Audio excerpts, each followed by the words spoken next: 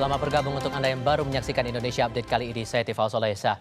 Rumah Wanda Hamidah, selebritas sekaligus politisi, dieksekusi oleh Satpol PP pemerintah Kota Jakarta Pusat.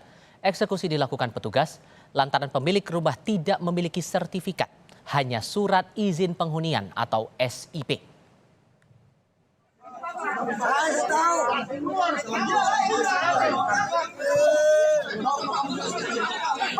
Adu mulut sempat terjadi antara Wanda Hamidah sebagai pemilik rumah dengan petugas gabungan saat eksekusi rumah serta tanah di kawasan Cikini, Jakarta Pusat. Wanda Hamidah sempat mengunggah eksekusi rumah di akun pribadi media sosialnya. Dalam unggahannya, Wanda juga memohon perlindungan kepada Presiden Joko Widodo dan Kapolri Jenderal Listio Sigit Prabowo. Rumah seluas 1.200 meter ini dianggap oleh pemerintah daerah Wali Kota Jakarta Pusat tidak memiliki surat hak izin penempatan atau SIP. Itu adalah SHGB atas nama Pak Yapto, nomor 1000 dan 1100. 1000 dan 1001, maaf.